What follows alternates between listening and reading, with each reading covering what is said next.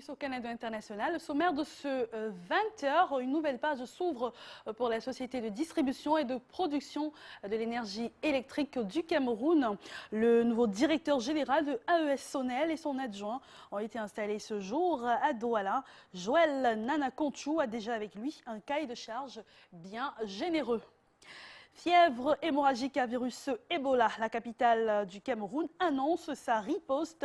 Au-delà des frontières déjà fermées aux pays infectés, de nouvelles mesures ont été mises sur pied ce jour.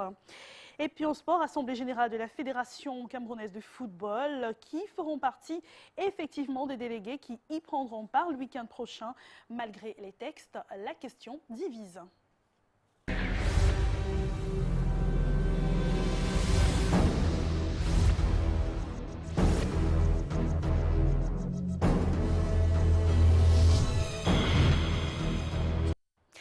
Bonsoir à tous. Commençons ce journal par cette installation dans la région du Nord, 3e région militaire interarmée. Le commandement change de main. Le colonel Frédéric Djonkep a été installé cet après-midi à Garoua par le ministre délégué à la présidence en charge de la défense, Edgar Alain Mbungo, à 54 ans et diplômé de la promotion de 6 novembre 1982 de l'école militaire interarmée du Cameroun. Il remplace à ce poste le général de brigade Ebaka Hippolyte. La prise d'armes s'est faite dans un contexte marqué par une guerre sans merci déclarée par le président de la République au groupe islamiste Boko Haram. Et nous poursuivons ce journal dans le reste de l'actualité. Un vent nouveau souffle sur l'entreprise de distribution et de production de l'énergie électrique du Cameroun. Le nouveau directeur général, Joël Nana Conchou, a été installé ce jour au cours d'une grande cérémonie. Le compte rendu, Monique Naosi Fotso, Guy Fotso. Il est désormais et officiellement le directeur général de l'entreprise en charge de l'énergie électrique au Cameroun. Joël Nana Conchou, ingénieur polytechnicien, vient d'être installé dans sa nouvelle fonction par Basil Atanganakuna, ministre de l'eau et de l'énergie. Au-delà du gratin administratif, de l'immense déploiement du personnel, des associations culturelles, il y a une présence remarquable des chefs traditionnels, notamment ceux venus de l'Ouest Cameroun, région d'origine de ce nouveau manager. Pour le professeur Amadjoda Oumarou, ingénieur des centrales, c'est une réinstallation au poste de directeur général adjoint. Il y a été maintenu à l'issue d'un conseil d'administration. Ces deux ingénieurs vont donc inaugurer en nouvelle ère que va souffler le fonds britannique Artis. Et pour assurer l'industrialisation du Cameroun, le ministre de tutelle recommande la réhabilitation du barrage de Son Loulou, la densification du réseau de distribution, l'amélioration du service client, entre autres. Pour les 5 prochaines années, le fonds britannique Actis projette un investissement de l'ordre de 170 milliards de francs CFA. Nous l'avons dit depuis ce matin, il est officiellement le nouveau directeur général de AES Sonel. Joël Nana Conchou traîne derrière lui un background assez fourni. Le portrait de l'homme, Lille Piediou. Ma priorité numéro 1, c'est le client. Parole d'un professionnel de haut niveau en matière de services pétroliers et gaziers qui accumule plus de 29 ans d'expérience. Joël Nana Conchou. Cet ingénieur 100% camerounais, après son master en ingénierie mécanique et électrique à l'école polytechnique de Yaoundé, Cameroun en 1984, s'envole pour l'étranger, notamment en France, en Écosse, en Belgique, New York, Suisse, entre autres, où il se forme en finance et stratégie, communication marketing intégré, gestion du personnel et bien d'autres. Pendant ces multiples formations, Joël Nana Conchou était déjà retenu à Schlumberger, une multinationale de services pétroliers. D'abord comme diagraphiste de 1984 à 1995, ensuite directeur des opérations de 1995 à 1999, directeur du personnel de 1999 à 2001, directeur Schlumberger marketing et communication de 2001 à 2004, vice-président Schlumberger information de 2004 à 2010 et enfin directeur général de Schlumberger Afrique centrale de juillet 2010 à cette année 2014. où il est nommé directeur général de AE Sonel, désormais racheté par Actis. Sur le plan personnel, Joël Nana Conchou a participé à plusieurs courses à pied à Houston, parrain également de plusieurs établissements scolaires dans la région de l'Ouest Cameroun et au Tchad. Il fait également dans la construction et le réaménagement de logements. C'est donc un expert en gestion générale, stratégie d'affaires, pétrophysique, gestion de projets et talents qui a pour principale mission de réaliser le rêve de tout Camerounais, voir la lumière en permanence. Invité à cette cérémonie officielle, le maire de la commune de Baganté, Célestine Cortés-Kecha, qui dit sa satisfaction de voir un brillant fils d'Undé porté à la tête de cette entreprise. On l'écoute. Je pense que Actis, qui aurait pu majoritaire recruter un Français, un Anglais, un Sud-Africain, a montré que le Cameroun mérite la confiance. Que le Cameroun est, comme dit le chef de l'État, a des hommes de grande valeur, de grande qualité. Donc ce n'est pas un fils d'Undé, je pense, qui a été choisi. C'est un monsieur compétent, c'est un monsieur d'expérience et qui, heureusement, est un fils d'Undé et qui arrive à la place d'un illustre fils d'Undé qui a donné des résultats au niveau de la Sonel, je pense au président du Sénat. Donc je suis une maire d'une commune de Baganté, d'Undé, très heureuse et très rassurée des résultats que Nana Conchou, le nouveau directeur général, donnera au Cameroun parce que l'énergie compte pour beaucoup dans le développement durable que recherche le chef de l'État. On ne peut pas être développé si vous allumez la lampe tempête. L'éclairage public, également dans le cadre de la décentralisation, sera au centre de préoccupation des maires. Donc c'est une mère, une sœur, une élite très heureuse qui est à Douala. Le nouveau promu doit donc relever plusieurs défis, notamment l'amélioration de la production et la distribution et surtout la commercialisation de l'énergie électrique avec au cœur de ses préoccupations la clientèle. La lecture de Louis-Roger Noadieu et Guy Fotso.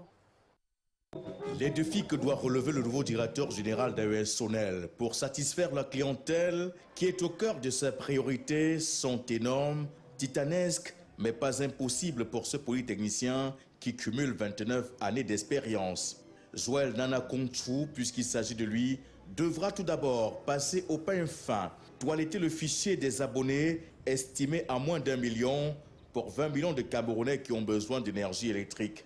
Recenser tous les insolvables, chiffrer leurs dettes et aménager des échéances pour leur faciliter les paiements. Il devra bien étudier la demande en termes d'énergie, de coût du matériel, de branchement, de rendement et de maintenance avant de s'engager.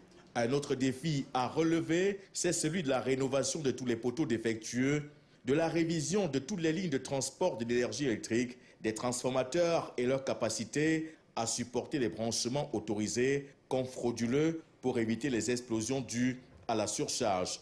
Le client étant au cœur de ses préoccupations, le nouveau directeur général d'AES Sonel devra transmettre sa philosophie à l'ensemble du personnel en ciblant celui chargé de l'accueil et du renseignement de la clientèle, qui devra être plus poli, accueillant et tout mettre en œuvre pour la satisfaire. Le dernier défi et non des moindres, et c'est là l'une des épines dans la chaussure de la sécurité d'AES Sonel, c'est la sous-traitance.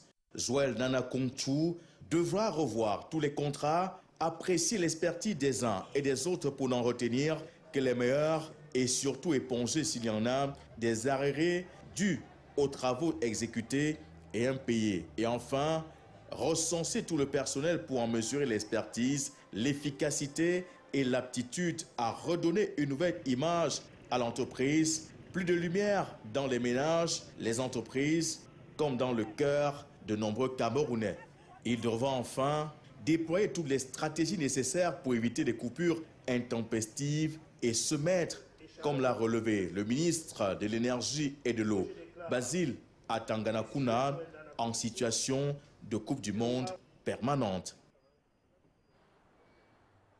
Et dans le reste de l'actualité, il n'y a plus de vols des pays en provenance des pays de l'Afrique de l'Ouest où des cas de décès dus au virus Ebola ont été enregistrés. Le constat a été fait ce matin à l'aéroport international de Douala. Robert Charlitok, Martin Djemi. Les décisions suivantes ont été prises. Premièrement, suspendre de manière transitoire tous les vols à destination du Cameroun faisant escale dans les pays en épidémie Ebola. Deuxièmement, renforcer la surveillance épidémiologique au niveau de toutes les portes d'entrée au Cameroun. Aéroport international de Douala, mardi 19 août, tous les vols à destination de l'Afrique de l'Ouest sont effectivement interdits. Oui, pour le moment, il n'y a aucun vol venant de l'Afrique de l'Ouest ou qui vont vers l'Afrique de l'Ouest. Ça, c'est depuis quand? C'est depuis pratiquement une semaine. Cependant, les promesses et mesures sécuritaires de lutte contre le virus Ebola dans nos portes d'entrée sont restées des paroles vaines. Aucun dispositif n'est visible, comme peuvent le confirmer les passagers au départ et à l'arrivée de Douala. J'ai dit non, négatif. Vous allez où? Négatif. Il n'y a pas eu de contrôle, aucun contrôle. Je suis avec ma famille. Ici, au poste frontalier des voyageurs, on semble ne rien maîtriser de façon concrète. La seule mesure avant-gardiste est le contrôle des bordereaux sanitaires de vols à destination du Cameroun. La mesure majeure est une mesure de coordination de l'information pour que tout contact, tout potentiel voyageur ayant été en contact de près ou de loin avec les malades Ebola soit identifié et suivi. Où sont passés les kits Ebola? Quel sort est réservé aux cellules et au personnel spécialisé? Ici, on ne parle pas du provisoirement définitif, on navigue dans le domaine de l'inexistant face à une menace d'envergure qui met en ébranle et en alerte même les États les plus puissants. L'alerte générale est donc lancée en ce qui concerne la lutte contre la fièvre hémorragique à virus Ebola. Et à Yaoundé, la capitale politique camerounaise, on annonce une riposte musclée. On en parle ce soir avec Debo Andébé. Bonsoir. Yaoundé annonce sa part de riposte dans cette lutte contre la fièvre hémorragique. Vous le dites, la riposte se prépare déjà à Yaoundé. Le virus Ebola n'est pas encore présent au Cameroun. Ce jour, justement, le ministre de la Santé publique, André Marafoua, a réuni son état-major. Il s'agit de l'ordre des médecins, l'ordre des pharmaciens et des partenaires de la santé pour faire face au virus Ebola au cas où. Reportage, Merveille Tapi. La riposte contre une éventuelle épidémie d'Ebola se prépare. L'état-major se met en place. Ici, au ministère de la Santé publique, André Marafoua, entouré de ses partenaires de l'OMS, représentants de l'ordre des médecins, pharmaciens, urgentistes et autres corps médicaux, se réunissent pour lutter en synergie contre cette épidémie de portée mondiale. L'objectif de cette réunion a été déjà d'apprécier la cadence de formation et puis par la suite d'apprécier ce qui est fait en termes de communication. Présent aux travaux, le docteur Guy Werner, directeur général du Centre Pasteur, laboratoire de référence en cas d'Ebola, rassure. Tout est fin prêt pour effectuer des tests de prélèvement sanguin. Les techniques qui sont nécessaires à la confirmation d'un cas éventuel d'Ebola, ces techniques peuvent rendre un résultat dans la journée ou plus tard dans les 48 heures. De leur côté, les ordres professionnels du corps médical soulignent leur engagement à accompagner le gouvernement dans cette lutte. Un soutien citoyen et un soutien aussi, je dirais, technique. Les premières personnes qui décèdent lorsque la prise en charge des cas d'Ebola est mal faite, ce sont essentiellement les médecins d'abord, et puis les infirmiers et tout ce personnel qui est chargé de prendre en charge ces malades. Aucun cas de contamination au virus Ebola n'est à déplorer pour l'heure au Cameroun. Selon le ministre de la Santé publique, la formation des équipes sur le terrain et la communication restent le meilleur moyen de prévention d'une éventuelle épidémie. Et voilà pour ce qui est de la santé. Et voici le SAGO 2014. La 3e édition du Salon de l'action gouvernementale s'est ouverte aujourd'hui à Yaoundé sous la présidence du ministre de la Communication au nom du Premier ministre chef du gouvernement. La 3e édition du Salon de l'action gouvernementale, baptisé SAGO 2014, est sur les rails depuis ce mardi 19 août à Yaoundé. 3 temps forts ont ponctué cette matinée inaugurale. D'abord la cérémonie officielle d'ouverture, placée sous la houlette du ministre de la Communication, représentant du Premier ministre. Le SAGO vous donne l'opportunité d'aller en profondeur pour savoir ce que le département ministériel fait. C'est en cela que le rôle du SAGO est irremplaçable. Mais je voudrais également saluer le courage, l'audace des jeunes dirigeants du SAGO. Un peu plus de 45 minutes de discours. L'action gouvernementale et les défis de la performance pour l'émergence du Cameroun. La thématique de cette édition appelle à une forte mobilisation d'acteurs institutionnels publics et opérateurs privés. Et nous invitons tous les Camerounais à nous apporter des suggestions pour que le SAGO puisse véritablement être un rendez-vous républicain où les gouvernants et les gouvernés parlent un même langage, où on se comprend, où tout est clair, où ensemble nous allons cheminer vers l'émergence. Ensuite, coupure du ruban symbolique, visite des stands, les invités savourent l'action des structures présentes et puis enfin, ouverture des débats autour de l'adhésion des entreprises au programme national de mise à niveau. Les participants ont déjà des idées. Un CBF élargi, le gouvernement s'ouvre à tout le monde. Le gouvernement nous dit ce qu'il fait. Maintenant, il faut en face de lui des interlocuteurs pour apporter leur modeste contribution afin de fluidifier, n'est-ce pas, ce mécanisme interactif. 4 jours d'intenses échanges. Le salon de l'action gouvernementale va se délocaliser pour 4 pays africains demandeurs de cet événement. C'est tout dire. Le salon de l'action gouvernementale s'ouvre donc à Yaoundé et question justement sur l'action gouvernementale dans son ensemble. Qu'est-ce qui s'est passé depuis le discours franc du chef de l'État le 31 décembre 2013? On se rappelle encore que le chef de l'État critiquait la coordination de l'action gouvernementale. Analyse Justin Pierre-Essounou.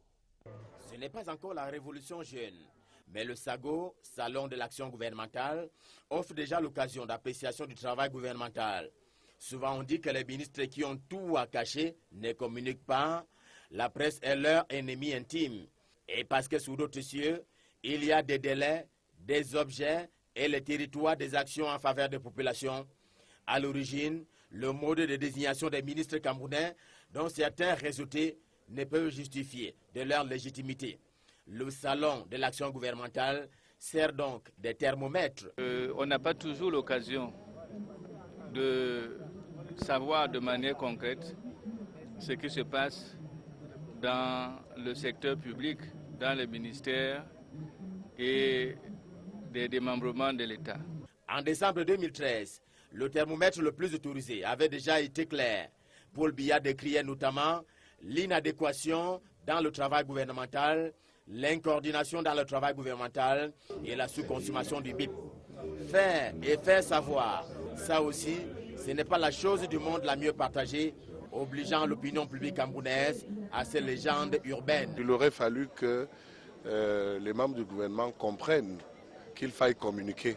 Vous savez, quel que soit ce que vous pouvez réaliser, si il n'y a pas de la communication, il faut savoir que c'est peine perdue. Et finalement, pour qui sont donc ces oiseaux qui sifflent au-dessus de nos têtes? Et justement, dans ce rendez-vous du salon de l'action gouvernementale, beaucoup de femmes, vous le verrez, portent des talons. Elles adorent bien les chaussures hautes. Les femmes, mais savent-elles seulement quelles conséquences auxquelles elles sont exposées? Estelle Nyangono. Des chaussures à talons à en faire baver plus d'une, mais des risques à en dresser les poils. Le danger est d'abord organique parce que les talons déforment l'articulation de la cheville. Ça expose aux luxations. Quand on marche, on peut faire des faux pas. Ça expose aux fractures même. Ça expose aux entorses. Et puis, ça fait que le poids du corps n'est plus bien reparti. Femmes et jeunes filles, en proie au phénomène de mode, portent allègrement ces chaussures à talons hauts pour différentes raisons. Dans la société actuelle, il y a beaucoup de tenues vestimentaires qui sont mieux adaptées pour les talons. Il y a des vêtements qui ça ne peut pas aller avec des ballerines. Ça fait la beauté et c'est aussi un phénomène de mode. Généralement, les femmes de petite taille aiment bien les chaussures hautes. Ça rehausse l'allure de la femme. Face à la difficulté pour cette dame du haut de ses chaussures à talons aiguilles de descendre cette colline, une alternative est trouvée pour plus de confort. Les fabricants nous ont un peu aidés. Ils ont créé est compensé. On est comme si on était sur le sol. Tout de même, le corps médical, lui, demeure opposé au port des chaussures à talons qu'il considère contre nature. Les talons d'office, ce n'est pas absolument nécessaire. Tout ce qui va contre la nature est déjà un problème de santé. Les talons ne sont pas favorables à la physiologie normale du corps. Pour une allure saine, mesdames, faites votre choix. Les chaussures hautes sont justement interdites dans certains établissements scolaires publics et nous parlons de rentrée scolaire avec la Commission nationale de l'éducation de base qui pose les jalons. Elle s'est réunie en sa 3e session ce jour sous le haut patronage de la ministre de l'éducation de base, Youssouf Adidja Alim. Reportage Delphine Fonkou. 40 écoles sont sélectionnées pour l'expérimentation de la contractualisation qui démarre effectivement au cours de cette année scolaire. C'est la principale information qui ressort des travaux de la 9e Commission nationale de l'enseignement privé de base, ouvert ce mardi 19 août au Palais des Congrès de Yaoundé. Youssouf Adidja Alim, ministre de l'Éducation de base, préside le conclave. Au cours de ces assises, les commissaires auront également pour mission de dresser le bilan des activités des structures scolaires ou de formation privée de base et de proposer des solutions appropriées et élaborer de nouvelles stratégies de modernisation afin de rendre ces structures plus performantes.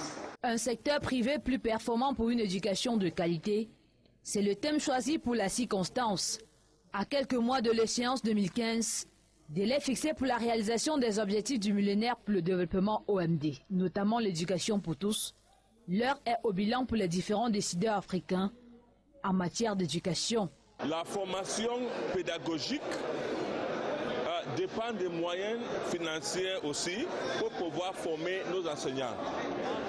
Et nous attendons aussi le ministère de jouer un rôle plus actif dans la formation pédagogique de nos animateurs pédagogiques. La Commission nationale de l'enseignement privé de base a donc sur sa table des dossiers d'importance qui méritent d'être réglés. Question d'assurer une éducation de qualité au Cameroun.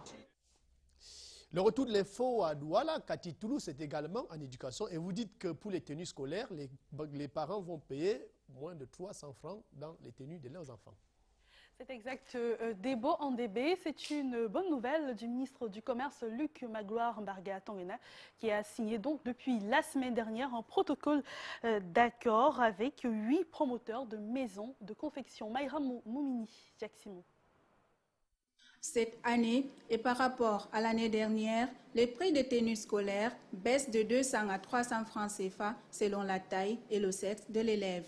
Cette mesure intervient avec la signature jeudi dernier d'un protocole d'accord sur les prix des tenues scolaires entre le ministre du Commerce et les promoteurs de maisons de confection, ce qui enchante les parents. Si elle baisse, ça va m'arranger aussi, ça arrange aussi les parents qui achètent. Les tailleurs ordinaires disent ne pas être concernés par cette baisse. Si le gouvernement a baissé le prix sur les tenues scolaires, ça doit être pour les industries, pour les industriels, ou bien sur les tissus au marché. Mais la main-d'œuvre n'a pas de prix. Pour bénéficier de ce rabais de 300 francs, les parents doivent acheter les tenues auprès des maisons de confection ou auprès des points de vente agréés. En ces lieux, les prix seront contrôlés et se feront respecter par les brigades spécialisées du ministère du Commerce. Notons que depuis jeudi, la vente des tenues dans les établissements scolaires sont proscrites, de même que les ventes conditionnées, scolarité plus livres et tenues. En culture, dans ce journal, le métier de photographe est en voie de disparition au Cameroun. Avec l'arrivée des appareils numériques qui abondent sur le marché, il est de plus en plus facile de se prendre en photo soi-même. La journée mondiale de la photographie qui se célèbre ce vendredi nous a permis de faire un gros plan sur ce métier en perte de vitesse au Cameroun. L'île Kédio, Victoire Sengue. Douche municipale d'Akwa-Douala au Cameroun. Il pleut légèrement dans la ville. Dans ce magnifique décor, des hommes à jaquette. Ce sont des photographes. Pour la plupart, ils exercent ce métier depuis plus de 20 ans aujourd'hui. À longueur de journée, ces photographes se positionnent ici dans l'attente de la clientèle. Elle, qui se fait de plus en plus rare avec la venue sur le marché de nombreux appareils numériques. La photographie ne marche plus comme avant parce que les clients viennent avec les petits appareils compacts et d'autres même préfèrent se filmer avec le téléphone. Raison pour laquelle nous, on ne fait plus, il n'y a plus d'entrée comme avant. Non loin de là, à Bonapriso, nous avons rencontré un photographe dans un cadre un peu plus différent. À l'abri de toute intempérie, Giovanni a sa conception de la photographie. Qu'est-ce qu'on a besoin pour être bon photographe? Un bon appareil photo, une bonne formation, un peu de passion dans ce qu'on fait. Que vous soyez dans l'un de ces cadres, c'est un métier difficile, contrairement à ce que l'on pense. Ce métier exige un professionnalisme et une formation. Beaucoup n'investissent plus sur la formation, beaucoup plus sur le matériel. Et là, ça crée problème. Il y a confusion entre un vendeur d'images et un photographe. C'est quoi un vendeur d'image? C'est celui qui court dans une cérémonie, il tire une photo et rapidement il va le mettre pour gagner de l'argent. Maintenant, un photographe, c'est qui? C'est quelqu'un qui a défini son plan de vie dans la photographie. Il a dit, je fais dans les photos. Il a eu une formation requise. Il a le matériel nécessaire pour le faire. Ce mardi 19 août, le Cameroun se joint à la communauté internationale pour valoriser le métier de photographe qui a pour but principal d'immortaliser les grands moments de la vie. Et la saison de pluie, par contre, constitue une entorse à la circulation. Depuis le mois de juillet dernier, les routes de la ville de Douala se dégradent progressivement de part et d'autre. Voici quelques clichés. Jacob Tegem, Romionoko.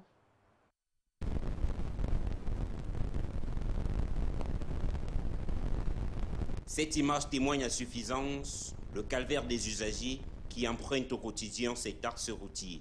Nous sommes à l'entrée de la pénétrante est de la ville de Douala, à quelques mètres de la station de paysage de Yassa. Ici, on s'enlise dans un bourbier qui fait office de bitume. Il y a les motos, les taxis qui calent là, les gens tombent dans l'eau comme si on est hors du pays, mais on se dit quand même que vraiment que le gouvernement aille vraiment être secours à nous quand même pour arranger, puisque c'est une route centrale qui aide tout citoyen. On voit les États, comment les gens souffrent. Nous aussi, ce n'est pas bon de notre côté. Donc quand on voit vraiment, on n'est pas fiers. Autre lieu, autre image, la route secondaire allant du carrefour Kombi pour le quartier Bilongué. Construite pour servir de voie de contournement de la nationale numéro 3 est aujourd'hui l'ombre d'elle-même. La latérite a cédé place au mardeau. Tarsimène, moto-tarsimène et autres usagers se partagent ce qui reste de la chaussée. Il y a les rigoles qui sont déjà apprêtées. Il y a la route qu'on avait bien damée au départ. Maintenant, on la laisse complètement. Il y a des nids de poules, il y a Quand l'axe lourd est bouché complètement, elle se ferme aussi complètement parce qu'il n'y a pas moyen d'avancer rapidement. Des clichés pareils sont fréquents en ces périodes de fortes averses dans la ville de Douala. Au niveau des municipalités, nous apprendons le suivi et les responsabilités sont de divers ordres. Oui, en cette saison de pluie, la route s'est suffisamment dégradée. Mais il faudrait que la population comprenne qui fait quoi. C'est vraiment le malheur que j'ai parce que j'ai été moi-même plusieurs fois attaqué personnellement par la population qui croit que la route qui passe à Kombi et qui est devant mon domicile même, en plus, est de mon ressort. Malheureusement, tout ce qui est route goudronnée est du ressort de la communauté urbaine. Je ne peux pas intervenir là-dessus. Et moi, je prends la peine, en tant que magistrat municipal, d'informer à toutes les rencontres le délégué de gouvernement sur ce qui est de cette situation qui est tout à fait alarmante. En attendant que chaque partie prenne la chose à bras le corps, les usagers continueront de subir, surtout avec les caprices de Dame Pluie. Parlons à présent de la journée mondiale de l'aide humanitaire qui se célèbre ce 19 août. En cette occasion, le secrétaire général des Nations Unies, Ban Ki-moon, appelle à honorer ceux qui ont péri en protégeant les autres et ceux qui poursuivent leurs œuvres en appuyant des opérations de secours, des opérations humanitaires partout dans le monde. Les agents humanitaires et les membres de leur famille sont les plus touchés par ces crimes et les millions d'autres personnes subissent également des conséquences. Et en sport, dans ce journal, qui feront partie effectivement des délégués qui prendront part à l'Assemblée générale de la Fédération camerounaise de football le week-end prochain. Difficile de répondre malgré les textes. La question divise. Alex Lembé. Prévu pour le week-end prochain à Yaoundé, l'Assemblée générale de la Fédération camerounaise de football divise déjà non seulement ses membres à travers le problème des délégués, mais aussi et surtout cet épineux problème avec certains corps de métier tels le syndicat national du footballeur camerounais entendé SINAFOC, qui d'après les textes de l'instance fêtière du football national ne serait pas en conformité, d'où sa mise à l'écart par la Fédération camerounaise de football. C'est ce qui justifie ce jour ce point de presse donné par le SINAFOC. Aujourd'hui, nous voulons parler de deux points essentiellement. Notre position sur les textes que nous avons vus là, le code électoral, les statuts de la Fédé, et apporter notre point de vue sur le plan juridique. Vous voyez, je suis entouré de tous nos juristes. Si la Fédération camerounaise de football dit, selon ses textes, ne traiter qu'avec les corps des métiers tels celui des arbitres ou encore celui des entraîneurs, où est donc passé le corps des métiers des acteurs que sont les joueurs représentés par le syndicat national du footballeur camerounais, si tant est qu'à nos jours, les clubs sont supposés, d'après l'existence de la Ligue professionnelle du football camerounais, fonctionner comme des sociétés anonymes dont les droits des employés, que sont les joueurs, sont défendus par un syndicat. Nous sommes dans un état de droit. Il faudrait le savoir. L'autre jour, le président dit que nous avons acquis Bakassi. Par le droit. C'est le droit qui gouverne. Nous avons le droit avec nous. On a le droit avec nous. Que la FICAFOOT reconnaisse une autre association, ce n'est pas notre problème. Nous continuerons à travailler. Mais ce qui est sûr, nous avons le droit avec nous. Et c'est le droit qui sera au-dessus de tout. Ces imminents professeurs qui sont là-bas à la normalisation, autant pour moi, le savent. Voilà un clair-obscur qui a priori risquerait d'entacher cette Assemblée générale de pleine d'irrégularités qui proviendrait soit de la mauvaise foi ou alors de la non-maîtrise des textes. Dans les deux cas, il y a anguille sous roche. Ce journal s'achève. Merci de nous avoir suivis. Retrouvez à partir de 22h15 l'émission Tous à l'antenne autour du sujet Sommet États-Unis-Afrique. Bonne suite des programmes sur Canal 2 International. À demain, 20h.